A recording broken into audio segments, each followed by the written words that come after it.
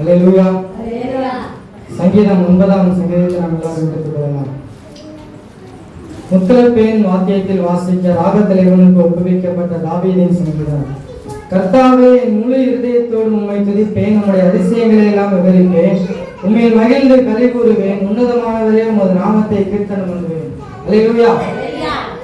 சங்கீதக்காரனாகிய தாவீது சங்கீதத்தை எப்படி ஆரம்பிக்கிறார் பாருங்க. கர்த்தாவே, என் முழு இருதயத்தோடு உம்மை நான் துதிப்பேன், முழு இருதயத்தோடு நான் துதிப்பேன், உம்முடைய அதிசயங்களை எல்லாம் விவரிப்பேன், உம்மை மகிழ்ந்து களி கூறுவேன், உன்னதமானவரே உமது நாமத்தை கீர்த்தனம் பண்ணுவேன். அல்லேலூயா. கவனிக்கிறீங்களா? முழு இருதயத்தோடு உம்மை துதிப்பேன், உம்முடைய அதிசயங்களை எல்லாம் விவரிப்பேன், உம்மை மகிழ்ந்து களி கூறுவேன், உமது நாமத்தை கீர்த்தனம் பண்ணுவேன். 4 காரியங்கள் இந்த சங்கீதக்காரனாகிய தாவீது சொல்றாரு. இந்த 4 காரியங்களை நம்ம ஆராய்ச்சி பார்த்தோம்னா ஆராதனைனா என்ன நம்மளுக்கு புரிஞ்சுக்க முடியும். அல்லேலூயா. தாவீதுடைய வாழ்க்கையில நம்ம பார்க்கிறோம், தேவனை எந்த அளவுக்கு தாவீது துதித்துக் கொண்டிருந்தான், ஆராதித்துக் கொண்டிருந்தான். தாவீது சொல்றார், நடக்கும் போதும் துதிப்பேன், படுக்கும் போதும் துதிப்பேன், உண்ணும் போதும் துதிப்பேன், உறங்கும் போதும் துதிப்பேன், காலையும் மாலையும் எந்த வேலையிலும் நான் தேவனை துதித்துக் கொண்டே இருப்பேன் என்று தாவீது சொல்றாரு. வசனம் சொல்லுது, கர்த்தாவே, முழு இருதயத்தோடு உம்மை நான் துதிப்பேன். முதலாவது, முழு இருதயத்தோடு நாம் தேவனை துதிக்கணும். அல்லேலூயா. ஏதோ கடமைக்காக அல்ல, ஏதோ கட்டாயத்துக்காக அல்ல, என் முழு இருதயத்தோடு துதிக்க. என்னுடைய உள்ளத்தை நான் முதலாவது ஒப்புக் கொடுக்கணும். உள்ளத்தின் ஆழத்திலிருந்து முழு மனதோடு நான் தேவனை துதிக்கணும். அல்லேலூயா. ஒரு முழுமை அங்க இருக்கணும். ஏதோ ஒரு 50%, 80% அல்ல, 100% தேவனிடத்தில் உள்ளத்தை ஒப்புக் கொடுத்து நான் துதிக்கிறேன். ஆராதனையை நான் முதல் செய்ய வேண்டிய காரியம் முழு மனதோடு. எந்த காரியத்தை செய்தாலும் முழு மனதோடு செய்யணும். நான் அல்லேலூயா. தேவனுக்கு எடுத்த காரியங்கள்ல, தேவனுக்கு எடுத்த செயல்கள்ல முழு மனதோடு என்னை நான் ஈடுபடுத்திக் கொள்ளணும். அதுதான் ஆசீர்வாதத்தை கொண்டு வரும். அல்லேலூயா. 99% நான் செஞ்சுட்டு 1% அது குறையா இருந்ததுன்னா அப்படி இருக்கும். குறைதான். 1% ஆனாலும் குறைதான். அது 100% நான் செய்யணும். அல்லேலூயா. ஆண்டவர் இயேசு எனக்காக தானே செய்தார். 100% எனக்காக செஞ்சார். அவர் எல்லாத்தையும் முழு மனதோடு நான் தேவனை துதிக்கணும். உங்களுடைய அதிசயங்களை எல்லாம் விவரிப்பேன். நான் முழு மனதோடு கொஞ்சம் தேவனை நான் துதிக்க ஆரம்பிச்சேன்னா அவர் செய்த அதிசயங்கள்லாம் என் உள்ளத்துல அப்படியே வர ஆரம்பிக்கும். கடந்து வந்த பாதையெல்லாம் நான் திரும்பி பார்ப்பேன். தேவன் எனக்கு செய்த நன்மையெல்லாம் அப்படியே நான் திரும்பி பார்ப்பேன். அதுதான் ஆராதனை. ஏதோ பாட்டு பாடுறாங்களே நான் சேர்ந்து கூட பாடுறது ஆராதனை இல்லை. நான் பாடும்போது எனக்கு செய்த நன்மையை நினைச்சு நான் ஆராதிக்கிற தேவன் எப்படிப்பட்ட தேவன், எப்படிப்பட்ட அதிசயமான தேவன், அவருடைய நாமத்தை கொஞ்சம் நினைக்க, அவருடைய அதிசயங்களாக நான் விவரிச்சு சொல்லணும். உம்மை மகிழ்ந்து களி கூறுவேன், உன்னதமானவரே உமது நாமத்தை கீர்த்தனம் பண்ணுவேன். தேவனுக்குள்ளாக நான் மகிழணும். 3வது காரியம், என்னுடைய மகிழ்ச்சி தேவனுக்குள்ளாக இருக்கணும். வேதம் சொல்லுகிறது, வருத்தப்பட்ட பாரம் சுமக்கிறவர்களே, நீங்கள் எல்லாரும் என்னிடத்தில் வாருங்கள், நான் உங்களுக்கு இளைப்பாறுதல் தருவேன். ஆண்டவர் இளைப்பாறுதல் ஆண்டவர் கொடுக்கிறார் அப்படின்னா என் உள்ளத்துல ஒரு மகிழ்ச்சி இருக்கணும், சந்தோஷம் இருக்கணும், ஒரு சமாதானம் இருக்கணும். அல்லேலூயா. சமாதானத்தோடு நான் தேவனை ஆராதிக்கணும், உமது நாமத்தை கீர்த்தனம் பண்ணுவேன். அப்ப ஆராதனையில நான் எப்படி தேவனை ஆராதிக்கணும்? மகிழ்ந்து களி கூர்ந்து அவருடைய நாமத்தை விவரித்து உன்னதமானவருடைய நாமத்தை கீர்த்தனம் பண்ணக்கூடிய ஆராதனையை காணப்பட வேண்டும். ஆமென். கீழே 10வது வசனத்தை நம்ம பார்த்தோம்னா சொல்லுகிறது, கர்த்தாவே, உம்மை தேடுகிறவர்களை நீர் கைவிடுவதில்லை, அதனால் உமது நாமத்தை அறிந்தவர்கள் உம்மை நம்பியிருப்பார்கள். அல்லேலூயா. தேவனுடைய நாமத்தையும் அதிசயத்தையும் அற்புதத்தையும் அவர் செய்த நன்மைகளையும் அறியாத மனுஷன் தேவனை நம்புவானா?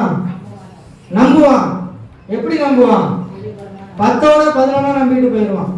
இயேசுவும் கடவுள், இயேசுவும் ஆண்டவர் அப்படின்ட்டு போயிடுவான். ஆனா தேவனுடைய நாமத்தை அறிஞ்சனா எப்படி நம்பணும்?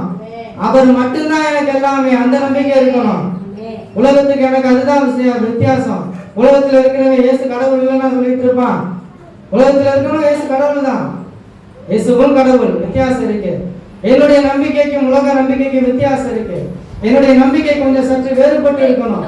இயேசு மட்டும்தான் எனக்கு எல்லாமே, என் தெய்வம் மட்டும்தான் எனக்கு எல்லாமே.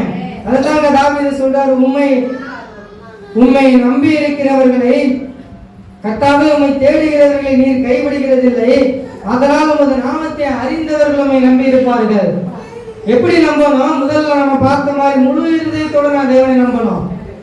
அல்லேலூயா. சும்மா ஏதோ கடமைக்கு நம்புறது கிடையாது. முழு இருதயத்தோட நம்பணும். முழு இருதயத்தோட நான் நம்பணும் அப்படின்னா அவருடைய நாமத்தை நான் அறிந்திருக்கணும். என் தேவன் யார் என்பதை நான் ருசி பார்த்து இருக்கணும். அல்லேலூயா. அவருடைய நாமத்தை அறிந்தவர்கள் உம்மை நம்பி இருப்பார்கள். யார் அவருடைய நாமத்தை அறிந்து கொள்ள முடியும்? முழு இருதயத்தோடு அவரை தேடினா மட்டும்தான் அவருடைய நாமத்தை நாம் அறிந்து கொள்ள முடியும். அல்லேலூயா. முழு இருதயத்தோடு அவரை தேடுகிறவர்கள் அதனால் உமது நாமத்தை அறிந்தவர்கள் நம்பி இருப்பார்கள். அல்லேலூயா. நான் தேவனுடைய நாமத்தை அறிந்திருக்கிறேன். அவர் செய்த அதிசயங்களை அறிந்திருக்கிறேன். என் வாழ்க்கையில் அவர் செய்த நன்மைகளை அறிந்திருக்கிறேன். அதனால் நான் என்ன பண்ணுவேன்? உண்மை நம்பி இருக்கிறேன். சும்மா இயேசுவை நம்பல. நான் சும்மா நம்பல. நான் ஏதோ கடமைக்காக நம்பல. ஆராதிக்கிறேன் அப்படின்னா கடமைக்காக ஆராதிக்கலாம். நான் தேவனுடைய நாமத்தை அறிந்திருக்கிறேன். அல்லேலூயா. அல்லேலூயா. சீயோனில் வாசமாய் இருக்கிற கர்த்தரை கீர்த்தனம் பண்ணி அவர் செய்கைகளை ஜனங்களுக்குள்ளே அறிவியுங்கள். மரண வாசல்களில் இருந்து என்னை தூக்கி விடுகிற கர்த்தாவே, நான் உம்முடைய துதியெல்லாம் சீயோன் குமாரத்தின் வாசல்களில் விவரித்து உம்முடைய இரட்சிப்பினால் கலிகூறும்படிக்கு வசனம் சொல்லுகிறது. மரண வாசல்களில் இருந்து என்னை ஆண்டவர் தூக்கி விடுகிறார். அல்லேலூயா. ஏன் அவரை நான் முழு இதயத்தோடு துதிக்கணும்? ஏன் அவருடைய நாமத்தை நான் அறிந்திருக்கிறேன்? எங்க இருந்து என்னை தூக்கினார்? மரண வாசல்களில் இருந்த பாதாளத்திலிருந்து என்னை தூக்கி வச்சிருக்கிறார் ஆண்டவர். அதெல்லாம் நான் யோசிக்கணும். அல்லேலூயா. சீயோன் கர்த்தாவே உம்முடைய துதியெல்லாம் சீயோன் குமாரத்தின் வாசல்களை நான் விவரித்து சொல்லணும். சீயோனை வாஞ்சிக்கிறவர்களா இருக்கணும். சபைக்கு நான் எதுக்கு வருகிறேன்? சீயோனை வாஞ்சிக்கிறவங்களா நான் என்னுடைய ஆராதனை இருக்கிறோம். இன்னைக்கு அநேக ஆராதனைகள் உலகத்தை நோக்கி போயிருச்சு. உலகத்தின் ஆசீர்வாதங்களை நோக்கி நம்ம ஆராதனைகள்லாம் இருக்கு. அல்லேலூயா. உலகத்தை தேடி உலகத்தின் ஆசீர்வாதங்களுக்காக நம்முடைய ஆராதனை ஒருபோதும் இருக்கக்கூடாது. சீயோனை வாஞ்சிக்கிற ஆராதனை எனக்குள்ள இருக்கணும். அல்லேலூயா. துன்மார்க்கரும் தேவனை மறக்கிற எல்லா ஜாதிகளும் நரகத்திலே தள்ளப்படுவார்கள். இந்த வசனம் ரொம்ப முக்கியம். துன்மார்க்கனும் தேவனை மறக்கிற எல்லா ஜாதிகளும், துன்மார்க்கர் மட்டுமல்ல, தேவனை மறக்கிறவன் நீதிமானா இருந்தாலும் நரகத்தில் தள்ளப்படுவான். அல்லேலூயா. தேவனை மறக்கிற எல்லா ஜாதிகளும் நரகத்திலே தள்ளப்படுவார்கள். நான் தேவனை மறக்கிறவன் அல்ல, அவருடைய நாமத்தை அறிந்தவன். அந்த தெளிவு எனக்கு இருக்கணும். நாமத்தை அறிந்தவன் அவருடைய நாமத்தை மறந்து போவானா? மறந்து போக மாட்டான். அவருடைய நாமத்தை அறிந்திருக்கிறேன் நான். அதனால் உண்மை நான் ஆராதிப்பேன். ஆகையினாலும் உண்மை நம்பி இருக்கிறேன். நாமத்தை அறிந்தனாலும் உண்மை நம்பி இருக்கிறேன். நான் உடைய நாமத்தை மறந்து போய்விடக் கூடாது. அல்லேலூயா.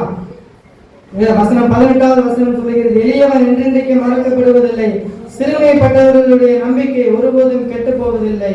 இன்று தேவன் மேல நம்பிக்கை வைத்திருக்கிற நான், அவருடைய நாமத்தை அறிந்திருக்கிற நான் சொல்ல வேண்டிய காரியம், என்னுடைய நம்பிக்கை ஒருபோதும் கெட்டு போவதில்லை.